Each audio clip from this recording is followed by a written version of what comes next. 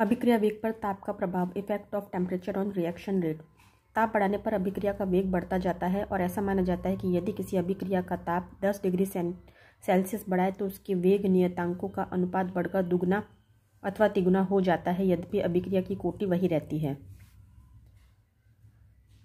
ताप में वृद्धि के साथ साथ अभिक्रिया वेग में वृद्धि को ताप गुणांक के रूप में अभिव्यक्त किया जाता है।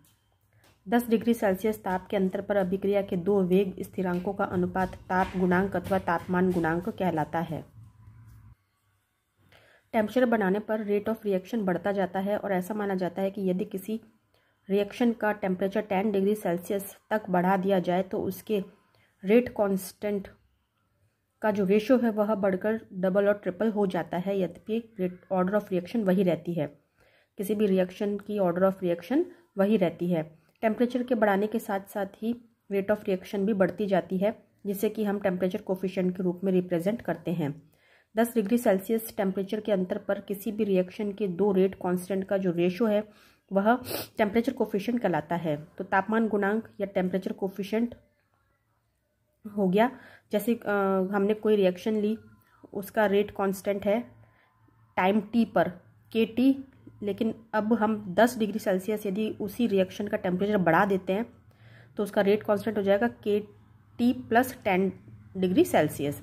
तो ये मतलब कि ऑलमोस्ट इक्वल हो जाता है, ऑलमोस्ट डबल और ट्रिपल हो जाता है। तो यही ये कह रहा है कि ताप 10 डिग्री सेल्सियस बढ़ाए तो उसके वेग नियतांकों का अनुपात बढ़कर दुगना और तिगुना हो जाता है। तो यहाँ पर KT क्या है? T डिग्री सेल्सियस ताप पर अभिक्रिया का वेग स्थिरांक, rate constant of reaction at T degree Celsius, KT plus 10 उसी अभिक्रिया का T प्लस 10 डिग्री ताप पर वेग स्थिरांक। तो ताप में वृद्धि से अणुओं के मध्य प्रति सेकंड होने वाली टक्करों की संख्या बढ़ जाती है। इट मीन्स पर सेकंड होने वाली कोलिजन बढ़ जाते हैं, जिससे रेट ऑफ रिएक्शन बढ़ जाती है। लेकिन यह देखा गया है कि 10 डिग्री सेल्सियस से 10 डिग्री सेल्सियस ताप इंक्रीज करने पर मॉलिक्यूल्स के बीच में जो टक्कर है, कोलिजन है, वो तो केवल 2 से 3% ही बढ़ती है, लेकिन रेट ऑफ रिएक्शन 200% से 300% के करीब बढ़ जाता है। तो ऐसा क्यों होता है, यह थ्योरी बता नहीं पाई थी। अतः यह थ्योरी या सिद्धांत अभिक्रिया वेग पर ताप के प्रभाव को नहीं समझा सकी। यह जो थ्योरी है वह रेट ऑफ रिएक्शन पर टेम्परेचर के इफेक्ट को समझा नहीं पाई। आर्हेनियस थ्योरी, आर्हेनियस सिद्धांत, रासायनिक अभिक्रिया में उपस्थित क्रियाकारक के सभी अणु अभिक्रिया में भाग नहीं लेते, क्योंकि कुछ अणुओं की ऊर्जा कम तथा कुछ अणुओं की ऊर्जा ज़्यादा होती है। केमिकल रिएक्शन में प्रेजेंट सारे रिएक्टेंट्स, सभी उपस्थित रिएक्टेंट्स के सभी मॉलिक्यूल रिएक्शन में पार्टिसिपेट नहीं करते हैं, क्योंकि कुछ मॉलिक्यूल्स की एनर्जी कम होती है तथा कुछ मॉलिक्यूल्स की ज़्यादा होती है। सेकंड, वे अणु जो ऊर्जा की एक निश्चित मात्रा से उच्च ऊर्जा वाले होते हैं वे सक्रिय अणु कहलाते हैं। इन्हीं सक्रिय अणुओं की प्रभावी टक्करों के फलस्वरूप क्रियाकारक ऊर्जा अवरोधक अथवा दहली ऊर्जा को पार करके उत्पाद में परिवर्तित होता है। वे मॉलिक्यूल्स जो एक फिक्स एनर्जी से ज़्यादा एनर्जी वाले होते हैं वे एक्टिव मॉलिक्यूल कहलाते हैं, और इन एक्टिव मॉलिक्यूल्स के बीच में इफेक्टिव कोलिजन के कारण ही रिएक्टेंट एनर्जी बैरियर और थ्रेशहोल्ड एनर्जी को पार करके प्रोडक्ट में कन्वर्ट होते हैं। थर्ड पॉस्टुलेट है इसका कि क्रियाकारक अणुओं की प्रभावी टक्करों के फलस्वरूप उत्पन्न वह न्यूनतम ऊर्जा जिससे क्रियाकारक अणु ऊर्जा अवरोधक को पार कर उत्पाद का निर्माण करते हैं, ऊर्जा के उस मान को संक्रमण ऊर्जा कहते हैं। रिएक्टेंट मॉलिक्यूल के इफेक्टिव कोलिजन के कारण उत्पन्न वह मिनिमम एनर्जी जिससे रिएक्टेंट के मॉलिक्यूल एनर्जी बैरियर को पार करके प्रोडक्ट में कन्वर्ट हो जाते हैं, तो एनर्जी के उस मान को ट्रांजिशन एनर्जी कहते हैं। अणु परस्पर प्रभावी टक्करों से ही ऊर्जा प्राप्त करके सक्रियण ऊर्जा के स्तर तक पहुंचते हैं। अब मॉलिक्यूल परस्पर इफेक्टिव कोलिजन से प्राप्त एनर्जी को लेकर के ही एक्टिवेशन एनर्जी के लेवल तक पहुंचते हैं। अभिक्रिया के ताप में वृद्धि करने पर सक्रिय अणुओं की संख्या में अधिक वृद्धि होने से अभिक्रिया वेग भी बढ़ जाता है। किसी भी रिएक्शन के टेम्परेचर को इंक्रीज करने से एक्टिव मॉलिक्यूल्स बढ़ जाते हैं और इनके बढ़ने से ही रेट ऑफ रिएक्शन भी बढ़ जाती है। सक्रिय अणु परस्पर टकराकर उच्च ऊर्जा युक्त सक्रियता संकुल का निर्माण करते हैं, जिसकी उच्चतम स्थितिज ऊर्जा होती है। एक्टिव मॉलिक्यूल्स परस्पर कोलिजन करके हाई एनर्जी वाले एक्टिवेटेड कॉम्प्लेक्स का फॉर्मेशन करते हैं जिसकी पोटेंशियल एनर्जी हाईएस्ट होती है। सक्रिय संकुल एक संकुल नुमा संरचना होती है जिसमें बंध आंशिक टूटी अवस्था में तथा आंशिक जुड़ी अवस्था में होते हैं। पुराने बंधों के पूर्ण रूप से टूटने एवं नए बंधों के पूर्ण रूप से निर्मित होने में बहुत सारी ऊर्जा मुक्त होती है एवं निम्नतम ऊर्जा अवस्था में उत्पाद की प्राप्ति होती है। एक्टिवेटेड कॉम्प्लेक्स में बॉन्ड पार्शली टूटी हुई स्टेट में और पार्शली जुड़े हुए स्टेट में रहते हैं। पुराने बॉन्ड्स पूरी तरह से ब्रेक हो जाते हैं और नए बॉन्ड्स का पूरी तरह से फॉर्मेशन होने के कारण बहुत सारी ऊर्जा रिलीज हो जाती है और एक लोवेस्ट एनर्जी स्टेट में प्रोडक्ट की प्राप्ति होती है जो कि स्टेबल होता है।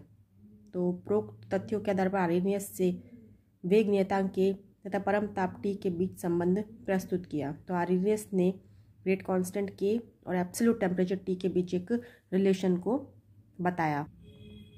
अकॉर्डिंग टू आर्हेनियस इसके अनुसार किसी अभिक्रिया के ताप में वृद्धि करने से उसके वेग में चरघातांक की वृद्धि होती है। अकॉर्डिंग टू आर्हेनियस किसी रिएक्शन के टेम्परेचर को इंक्रीज करने पर उसके रेट में उसका रेट एक्सपोनेंशियली इंक्रीज हो जाता है। उसने एक इक्वेशन दी थी K is equals to A E minus E A upon R T. तो यहाँ पर ए है वो पूर्व चर घातांकी गुणांक के प्री एक्सपोनेंशियल फैक्टर है और ई ए सक्रियण ऊर्जा एक्टिवेशन एनर्जी है। और इस समीकरण को ही आर्हेनियस समीकरण कहते हैं। यह इक्वेशन या आर्हेनियस इक्वेशन कहलाती है। अब ये जो समीकरण है इसके दोनों तरफ लॉग लेने पर L N K is equals to L N A minus E A upon R T, इसको लॉग में कन्वर्ट करने पर ये 2.303 से मल्टीप्लाई हो जाएगा। Then 2.303 log K is equals to 2.303 log A minus E A upon R T. अब इस पूरी इक्वेशन को 2.303 से डिवाइड करने पर 2.303 यहाँ पर कैंसिल हो जाएगा तो क्या बचेगा केवल log A is equals to log K is equals to log A minus E A, और यहाँ पर 2.303 से डिवाइड करेंगे तो 2.303 आर इंटू 1/t।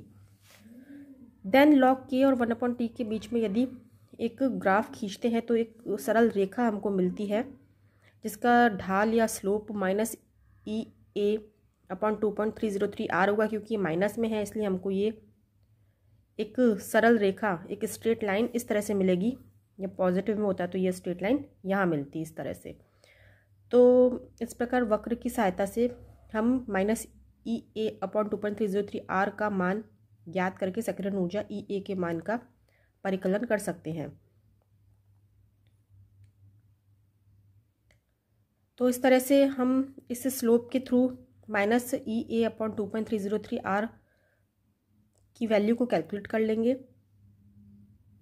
देन इस एक्टिवेशन एनर्जी को ये वैल्यू पुट करके इस एक्टिवेशन एनर्जी ई ए के मान को भी कैलकुलेट किया जा सकता है।